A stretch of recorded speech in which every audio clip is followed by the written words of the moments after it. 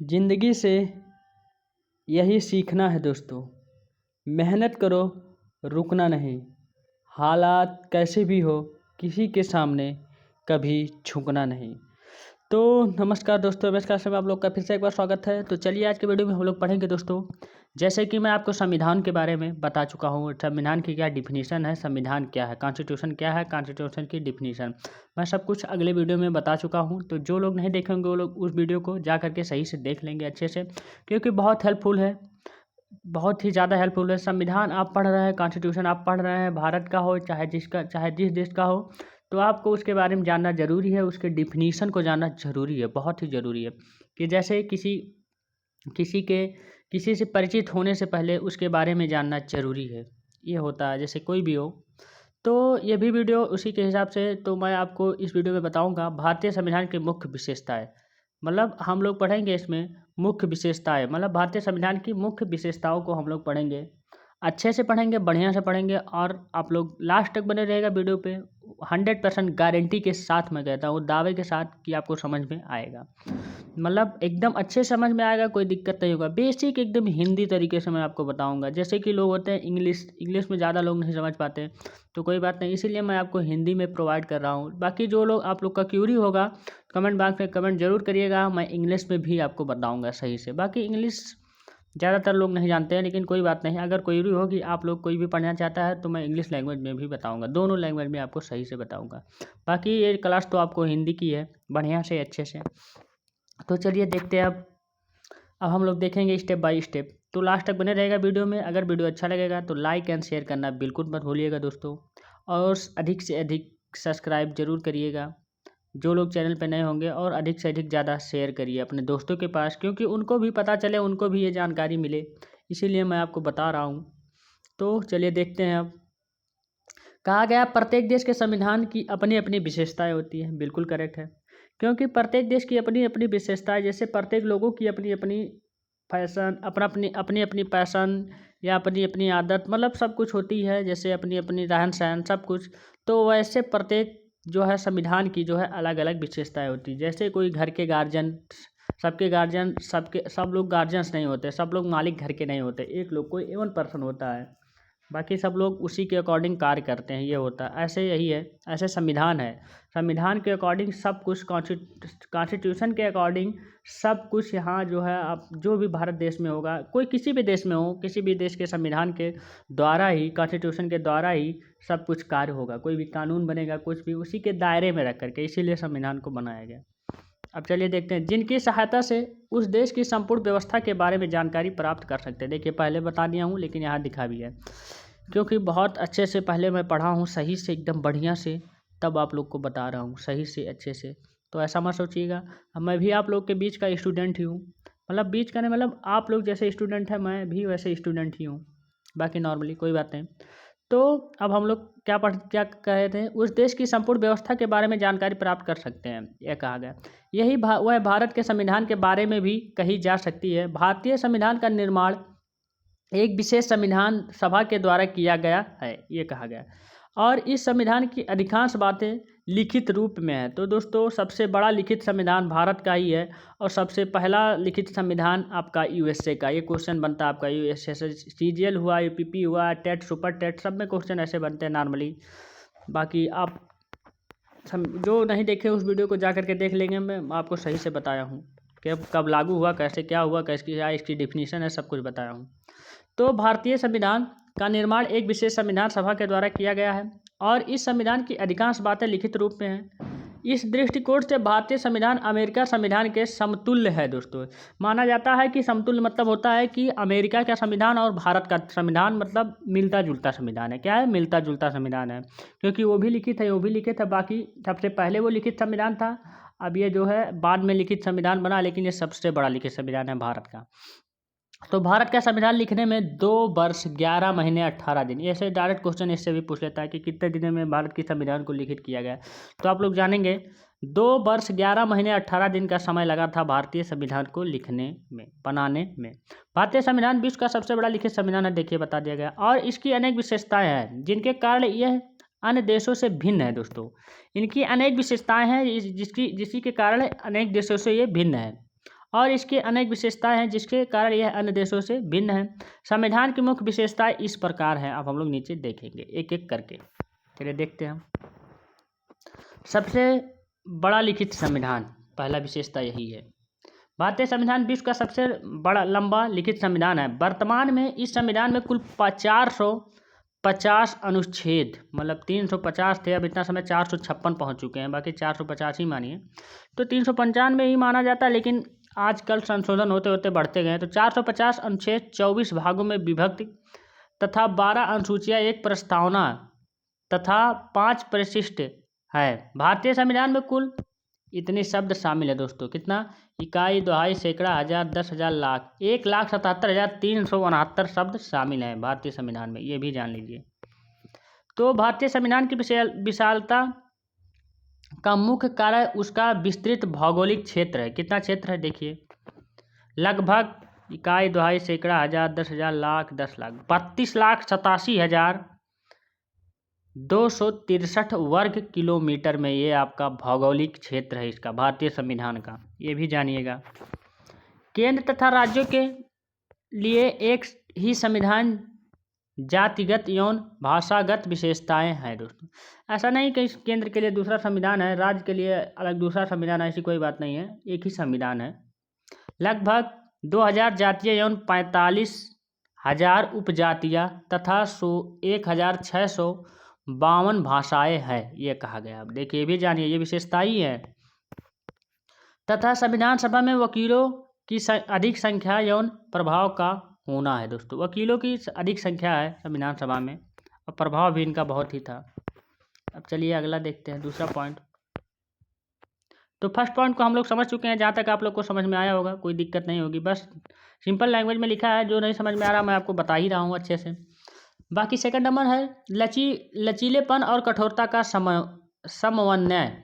भारतीय संविधान लचीलेपन और कठोरता का समावेश है दोस्तों। ये समावेश मतलब लचीलेपन और कठोरता का समावेश है भारतीय संविधान। ये अमेरिका, फ्रांस, जापान और स्विट्जरलैंड की तरह ना तो बहुत कठोर है और ना ही ब्रिटेन व इजराइल की तरह बहुत ही लचीला है, ये भी जान लीजिए। जैसे संविधान सबसे कठिन संविधान अमेरिका और फ्रांस, जापान और स्विट्जरलैंड के होते हैं। बाकी ये आपका जैसे कहते हैं, एक हाई होता है, एक लो होता है, एक मीडियम का होता है। तो अपना संविधान जो है, भारत का संविधान, भारत का एक मिडिल होता है, मतलब मध्य होता है। ये लचीला भी होता है, ये बहुत मतलब कठोर भी नहीं होता और लचीला भी ज़्यादा नहीं होता, ये बीच में होता है। तो भारत के संविधान जैसे कठोरता से विचित्र क्या कह रहे हैं, जैसे ब्रिटेन व इजराइल की जो है बहुत लचीला है, बहुत ही लचीला है। भारतीय संविधान लचीलेपन और कठोरता का विचित्र मिश्रण है, ये दोनों का मिश्रण है। भारत के संविधान में राष्ट्रपति का चुनाव अनुच्छेद 54 और 55 में होता है दोस्तों, ये भी जानना जरूरी है।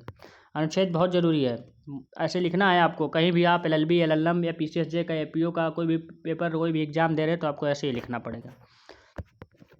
संघ और राज्यों की कार्यपालिका शक्ति अनुच्छेद 73 और 162 तथा संविधान संशोधन की प्रक्रिया अनुच्छेद 368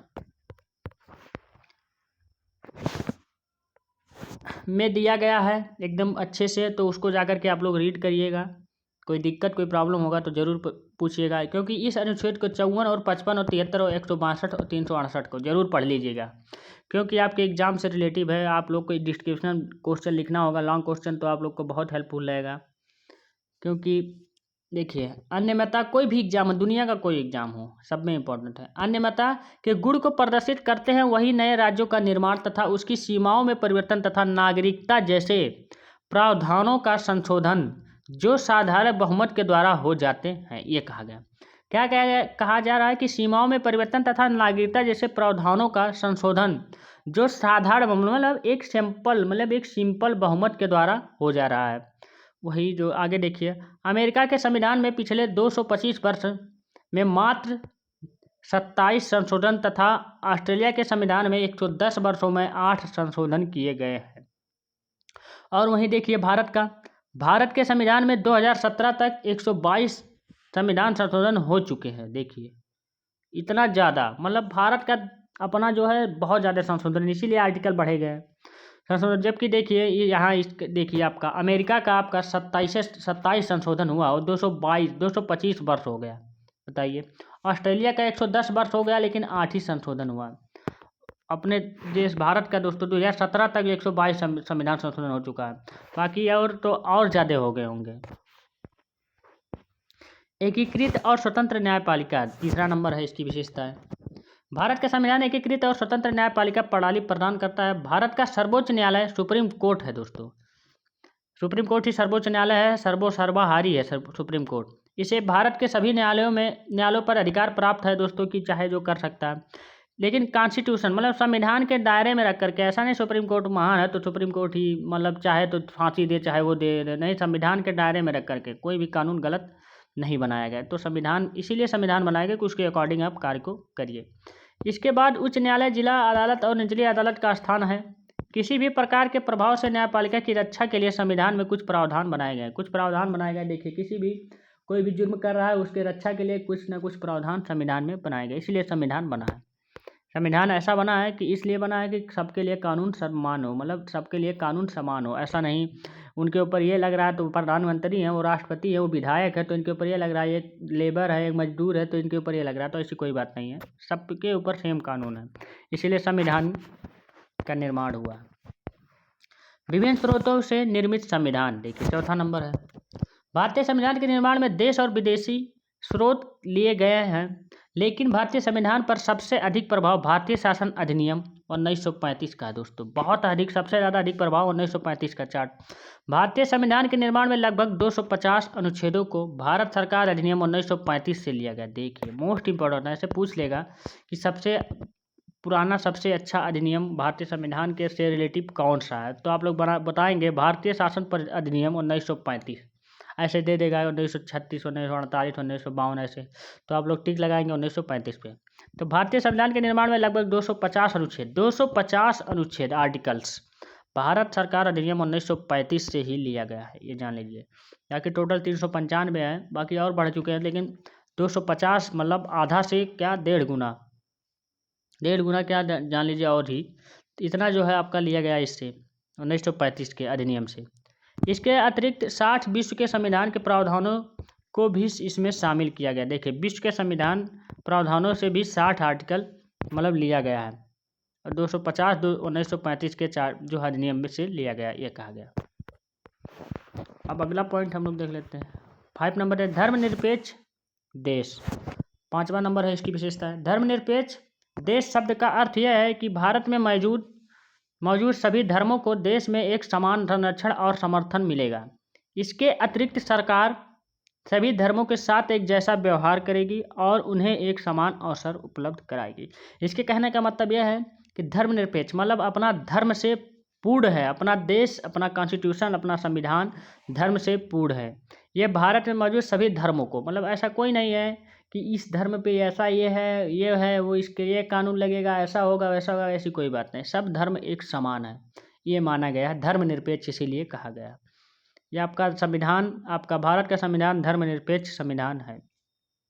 इसके अतिरिक्त देखिए कहा गया सभी धर्मों के साथ एक जैसा व्यवहार करेगी और उन्हें एक समान अवसर प्रदान करेगी, उपलब्ध कराएगी। ये सभी धर्मों से एक ही जैसा व्यवहार किया जाएगा। ऐसा नहीं उस धर्म, हिंदू धर्म है तो हिंदू धर्म के साथ ऐसा हो, मुसलमान धर्म है तो आप लोग को मतलब मारा पीटा जाए, ऐसी कोई बात नहीं है।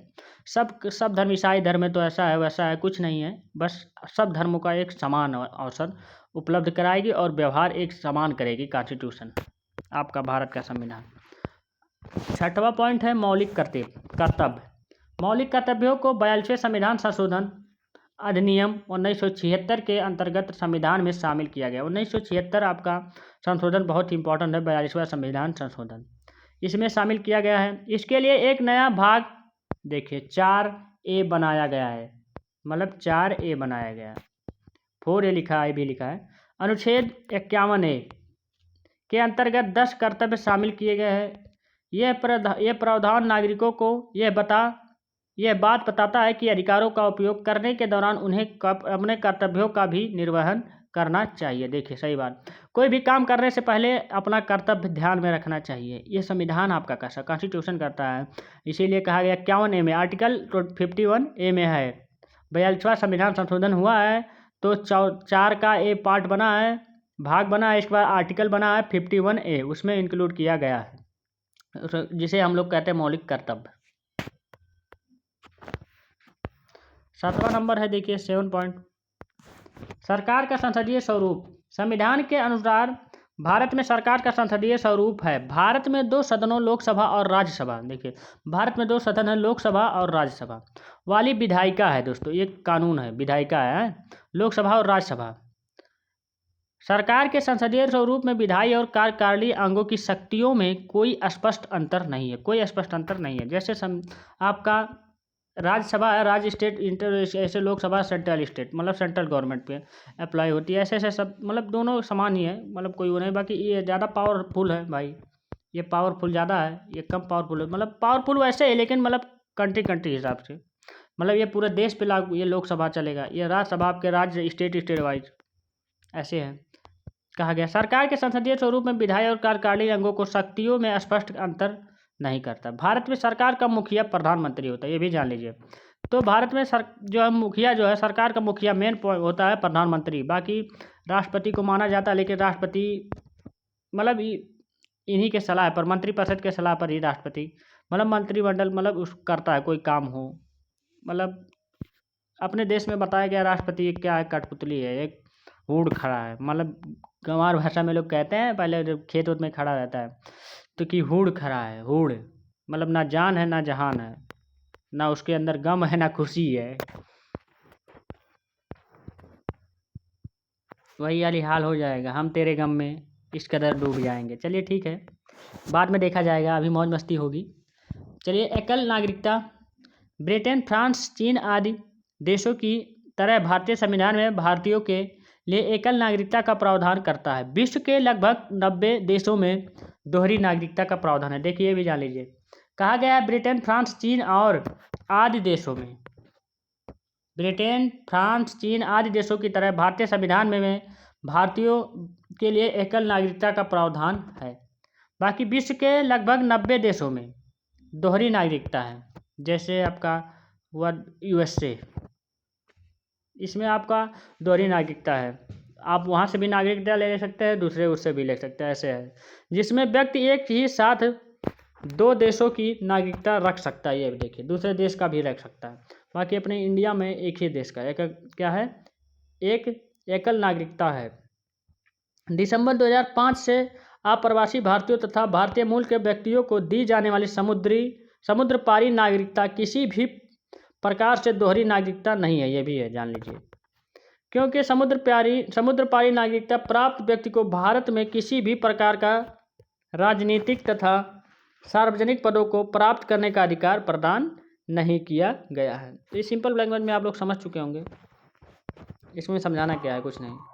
अब 9 नंबर है आपका, सार्वभौम वयस्क मताधिकार। भारत में निवास करने वाले 18 वर्ष से अधिक आयु के प्रत्येक नागरिक को जाति, धर्म, वंश, लिंग, साक्षरता आदि के आधार पर बिना भेदभाव के किए मतदान करने का अधिकार प्राप्त है। ये देखिए सही बात है, बिल्कुल करेक्ट है। जैसे आप लोग कहते हैं ना गांव में वोट देते हैं, जैसे अब चुनाव आ ही रहा है, तो ये भी कहा गया 18 वर्ष के उम्र में आप जो है नाबालिग नहीं है, बालिग हो चुके हैं, मतलब वोट डालने लायक हो चुके हैं। आजकल तो 16-16 साल पे लोग वोट डाल दे रहे हैं, अरे वो तो बात अलग है, लोग बढ़वा लेते हैं अपने आयु, लेकिन गलत बात है, ऐसा नहीं करना चाहिए। जो अधिकार आपको कॉन्स्टिट्यूशन के अकॉर्डिंग वही आपका करना चाहिए, बाकी ऐसा नहीं, आपको गलत नहीं करना चाहिए। सार्वभौम वयस्क मताधिकार सामाजिक असमानताओं को दूर करता है और सभी नागरिकों के लिए राजनीतिक समानता के सिद्धांत को बनाए रखता है, ये कहा गया। असमानताएं दूर होती है और जो है समानता सबके जो है अकॉर्डिंग बनाया रखता है, ये राजनीतिक समानता है। तब अब देखिए नंबर 10 है,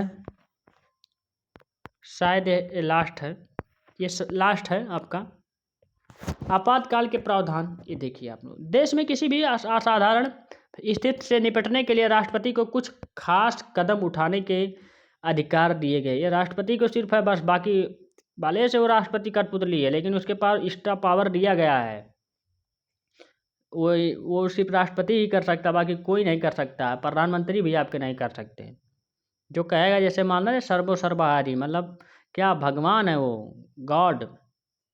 खास कदम उठाने के अधिकार दिए गए हैं, जैसे आपातकाल लगा दिए जाने के बाद राज्य पूरी तरह से केंद्र के अधीन हो जाते हैं दोस्तों। आपातकाल कब लगता है? तो आपातकाल जब कोई इमरजेंसी वार हो रहा है, कोई अचानक हो जा रहा है, तो राष्ट्रपति को यह शक्ति प्रदान है कि वो आपातकाल लगा करके आप जो है पूरे सेंट्रल गवर्नमेंट और राज्य का कोई उसमें महत्व नहीं रहेगा, राज्य सब बेकार हो जाएंगे, सब योगी जी, ये उत्तर प्रदेश के, मतलब ऐसे मतलब सब जगह के, मतलब बेसिकली आपके बेकार हो जाएंगे सब सब इन लोग का कोई कार्य नहीं रहेगा, बाकी सब सेंट्रल गवर्नमेंट के पास चली जाएगी सारी शक्तियाँ, तो सेंट्रल गवर्नमेंट डील करेगी, ये कहा गया है। आवश्यकता के अनुसार होगा, बाकी ऐसा कुछ लगता नहीं है जल्दी, ना लगा है। कभी कभी देखिए आपको स्टेट में रहते होते 144 लग जाता है, राज्य में इस क्षेत्र पे लगा दिया जाए, इस क्षेत्र में, तो ऐसे होता है आपातकालीन, बाकी अभी लगा नहीं है, तो लगेगा तो मैं आपको ज़रूर बताऊंगा। तो आज के वीडियो में यहीं तक था दोस्तों। तो बहुत आई होप है कि आप लोग को वीडियो अच्छा लगा होगा, बढ़िया लगा होगा, बहुत ही इंटरेस्टेड रहा होगा। देखिए इंजॉय के साथ पढ़ाई किया हुआ कभी भूलता नहीं है। बाकी वैसे भी इंजॉय मत कीजिए, क्लास चल रहा है, आप क्लास वीडियो खोल के रख दिए, इसके बाद क्या हुआ पता चल रहा है कि दूसरा फ़ोन है, किसी से चैट करना चालू कर दिए, या इधर से उधर कुछ करना चालू करे, कुछ खाना पीना चालू कर दिए, तो ये गलत बात है। हाँ मौज करिए, ज़िंदगी में सब कुछ है, मौज से बढ़ के कुछ नहीं है। बाकी साथ में पढ़ाई ज़रूरी है, क्योंकि पढ़ाई होगी आप लोग अच्छा इंसान बनेंगे, एक लायक इंसान बनेंगे, किसी के बीच खड़े होने लायक रहेंगे, तो क्या होगा, तभी इंजॉय होगा। बाकी जब पैसा नहीं है दुनिया में, जान नहीं आजकल पैसा नहीं है तो कोई इंजॉय नहीं है, सब जो भी सपना रहता है सब टूट जाता है। तो जान ही रहे हैं आजकल पैसा नहीं है तो कोई साथ भी देने वाला नहीं है, शादी भी नहीं होगी, इतना भी जान लीजिए, यहाँ तक मैं आपको बता दे रहा हूँ, कोई लड़की भी नहीं पटने वाली है। तो कोई बात नहीं, थैंक यू दोस्तों, अब हम लोग नेक्स्ट वीडियो में मिलेंगे। बाकी कोई एक्सपीरियंस नहीं है, किसी की भावनाओं को मैं नहीं छेड़ रहा हूँ, कोई एक्सपीरियंस नहीं है, बाकी ऐसे मैं बता दिया हूँ कि ये लड़की वड़की की बातें, मतलब कोई एक्सपीरियंस नहीं है, बाकी थोड़ा बहुत ज़माना के हिसाब से मतलब जानते हैं, तो ऐसी कोई बात नहीं है।